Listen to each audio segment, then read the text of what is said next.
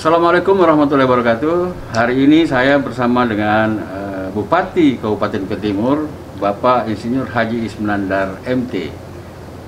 Hari ini tidak sama dengan hari-hari kemarin karena pada hari ini saya dengan beliau akan berbicara terkait dengan sisi lain beliau di dalam kehidupan, baik kehidupan sehari-hari maupun kehidupan masa lalu beliau sebagai salah satu putra Sangkulirang. Kita tahu bahwa di tahun-tahun yang lalu itu, di tahun 70-an, hanya satu transportasi yang bisa digunakan dari Sangkulirang misalnya untuk menuju ke Samarinda, yaitu kapal laut. Bagaimanapun juga, saat itu juga Sangkulirang pendidikan itu masih sampai di SD kalau tidak salah, Pak Bupati. Ya, ada sudah SMP swasta. Ada sudah SMP swasta. Nah, baik Pak Bupati, masyarakat ingin mendengar atau saya ingin juga mendengar bagaimana Pak Bupati saat itu, bolehkah menceritakan kisah suka dan ceria ketika dalam proses pendidikan waktu masa yang lalu? Ya, ini mungkin itu ada semangat. Jadi dari Sangkulirang itu ada semangat orang tua menyekolahkan anaknya. Iya. Jadi dulu kita dari SD atau yang dari SMP, mungkin ada SMP swasta atau Yayasan Pembangunan Pendidikan Sangkulirang. Iya. Dulu ada. Jadi kalau dulu kita di sana ada namanya sekolah rakyat, Iya. ada sekolah Arab. SR dan sekolah Arab. Sekolah Arab. Iya. Jadi kalau pagi itu sekolah umum, sekolah rakyat. Kalau sore kita ya semacam diwajibkan lah dengan orang tua itu untuk mengikuti sekolah Arab. Nah, jadi ada dua pendidikan yang kita terima mulai kecil itu.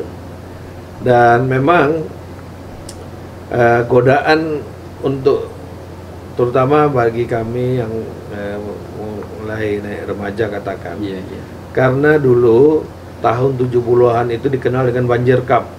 Ya, masalah kayu. Iya. Jadi kita nggak, ibaratnya kata orang ambil kayu sambil bawa perahu sudah jadi uang. Iya. Atau ngampar katanya. Betul. Kayu-kayu dulu kan kayu-kayu potongan itu banyak yang larut-larut gitu. Itu kan dikumpul aja udah jadi uang. Nah, ini godaan juga.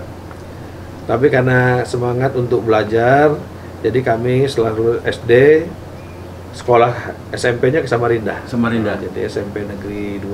Iya. Jadi perjalanan itu kalau libur baru pulang kampung. Biasanya liburnya bulan puasa. Nah, jadi bersama-sama itu kadang-kadang bisa 2 hari 2 malam kalau ombak besar. Betul.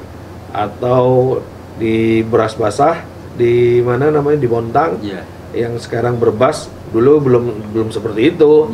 Masih dusun kecil atau desa aja di Bontang Kuala itu. Nah, ini jadi kita harus berjuang bisa 2 hari 2 malam.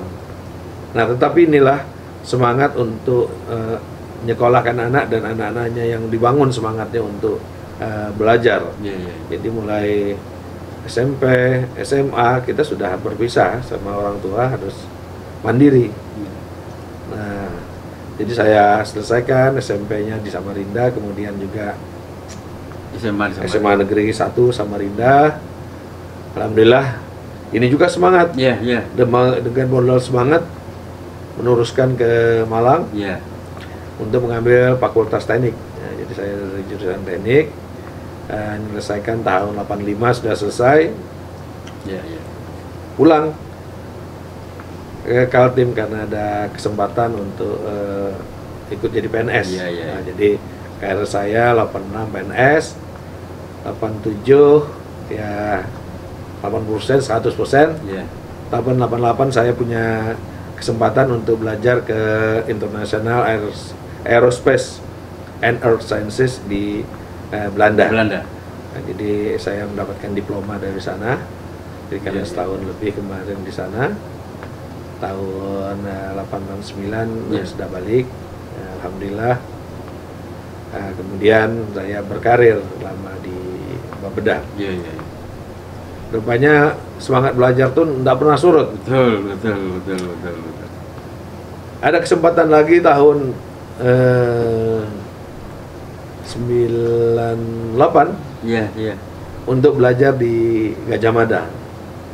Jadi karena Gajah Mada itu dulu sepertinya sampai sekarang tidak ada namanya sekolah jarak jauh. Harus langsung duduk di sana.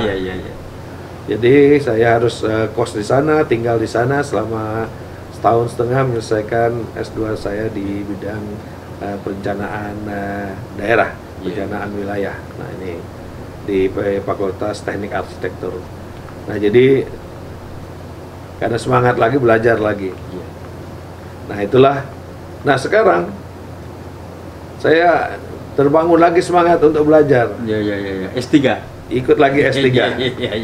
Nah berkat harus banyak di rumah. Alhamdulillah saya insya Allah sudah bisa menyelesaikan disertasi. Tinggal ujian akhir. Mudah-mudahan dengan banyak di rumah ini banyak kesempatan untuk menyelesaikan disertasi saya. Untuk menulis di rumah. Untuk menulis di rumah. Nah kemudian proses pendidikan, lalu saya juga melihat Pak Bupati ini kan di mana-mana saya lihat ada namanya di organisasi. Semestinya kan fokus di sebagai Bupati Kutai Timur, tidak usah lagi cawe-cawe kemana-mana begitu. Apakah karena memang dari awal Pak dibentuk minat dan kemauan untuk berorganisasi itu? Ya saya ini heran juga memang. Iya. Dari sekolah SMA sudah aktif di OSIS. Iya. Ya begitu di kuliah di Malang ya ada kawan-kawan di himpunan. Haimi. Kemudian juga jadi ketua mahasiswa Kaltim di Malang. Kemudian ya kalau di kampus sudahnya lah kan. Karena sepertinya bagian dari jiwa begitu. Kalau tidak berorganisasi rasanya sumpah. Betul. Dan di situ kalau kita lagi mahasiswa ibaratnya di situ kawah candra di muka. Kita dididik bagaimana katakan menjadi pemimpin. Bagaimana menjadi pemimpin dan bagaimana dipimpin. Nah, jadi kita tahu aturan kalau dipimpin begini, kalau memimpin demikian. Nah ini dan begitu saya pulang ternyata yang memang waktu itu kawan-kawan saya menyampaikan kepada saya ini kan tugas diberikan untuk sekolah, harus cepat selesai, apalagi di Fakultas Teknik yang ketika tahun itu berat. Ya paling tidak 7-8 tahun itu sudah masuk cepat lulusnya. Apalagi di teknik. Ngapain kamu kayak teman-teman ikut banyak-banyak organisasi nanti nggak selesai kuliahnya. Ya alhamdulillah karena kita banyak berorganisasi, banyak berteman, ya informasi bagaimana kita mendapatkan buku-buku akhirnya ya normal saja. Saya 5 tahun lebih teknik waktu itu cukup cepat juga saya bisa selesaikan. Ya angkatan saya masih lama gitu. Nah jadi sepertinya organisasi itu tidak terlalu beban gitu. Jadi ketika ada kawan-kawan ngajak ayo atau dibutuhkan, maka dari itu saya sekarang yang ngurus sepak bola, ngurus olahraga, ketua Papsi Kaltim, apalagi di mana selain PMI. Ini kan semua organisasi sosial sekarang ini, karena PMI itu kan memang sangat dibutuhkan oleh masyarakat. Betul, Pak. Dan ini juga oleh masyarakat Banjar Kalimantan Timur saya diamanahi juga jadi ketua. Nah, ini. Nah, tetapi bagaimanapun saya tetap fokus pada tugas utama saya adalah sebagai Bupati Kuta Timur yang diamanahkan oleh masyarakat. Nah, untuk itu karena semua berjalan saja, bahkan kemarin saya pernah jadi ketua Tanfidiyah Nahdlatul Ulama. Nah, jadi ini rasanya kalau tidak berorganisasi itu sepi juga. Betul. Karena paling tidak dengan kita banyak berorganisasi, banyak teman, banyak sahabat.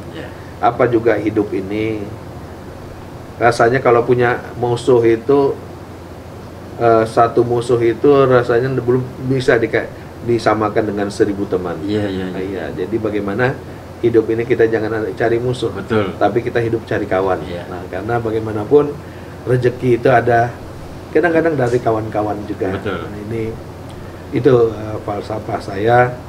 Jadi kawan-kawan juga heran, ini saya ini kan ya biasalah, dikatakan dihujat, kenapa tenang-tenang saja. Ya itu kan orang saya katakan tidak mengerti saja. Dan saya juga tidak pernah membalas atau apa, karena itu berjalan mengalir saja. Nah, jadi itu yang saya prinsip hidup, bahwa bagaimana kita hidup ini bukan saling mencari musuh, tapi bagaimana hidup kita bisa bergandengan dengan orang bersama. Iya, ini. Atau jangan-jangan Pak Bupati ini memegang filosofi Imam Syafi'i, bahwa seandainya anjing itu menggonggong, bukan tempatnya harimau untuk mengaum. Artinya bahwa biarkanlah mereka menggonggong, yang penting kita tidak mengikuti gonggongan mereka, kita diamkan saja. Jadi begini, gonggongan itu tetap saya dengarkan. Iya. Ibaratnya apa yang disampaikan oleh kawan-kawan itu sebagai kritikan atau kritisi atau saran, kalau itu memang benar, ya kita pakai. Iya. Dan yang saya paling senang itu pakai selalu menyampaikan cerita Luqmanul Hakim, yang 3 orang, 2 orang ayah dan bapak naik keledai. Nah, bagaimana kalau kita banyak ngikuti orang, akhirnya kita bisa jadi ya bodoh sendiri. Ketika anaknya naik keledai, ayahnya mengiringi jalan kaki sampai satu desa, dikatakan durhaka itu anak. Iya kan? Membiarkan orang tuanya jalan. Wah, kalau gitu bapaknya lagi jalan. Nah, begitu bapaknya jalan, ini durhaka juga nih anak dengan bapaknya. Bapaknya nih apa namanya? Tidak kasihan sama anaknya. Ada kasihan. Anaknya yang kecil suruh jalan, bapaknya anak naik keledai. Akhirnya apa? Jalan kaki berdua. Keledainya dituntun. Begitu sampai lagi, bukan main. Ini orang bodoh amat, ada keledai nggak dinaiki. Dinaiki lagi keledainya. Sampai lagi, ini orang nggak ada peri kebinatangan katanya. Iya kan? Ini keledai kecil dinaiki berdua. Akhirnya apa? Kalau begitu kata mereka, kita pikul saja keledai ini. Akhirnya apa? Jadi bodoh gitu. Betul. Nah, jadi itu yang saya katakan, tetap kalau ada gonggongan, ada masukan, itu kita jangan, kita juga tutup kuping. Jadi kita masukkan itu yang baik. Nah, inilah kalau dikatakan prinsip kita hidup ini. Kemudian kembali ke persoalan pendidikan, Pak. Kita berangkat dari pendidikan tadi. Kuta Timur selama dipimpin Bapak ini, saya lihat banyak sekali penghargaan yang diterima terkait dengan pengembangan pendidikan di Kuta Timur. Kemarin diantaranya Pak award dari Ki Hajar Dewantoro itu. Gimana Pak? Bapak bisa menceritakan ini?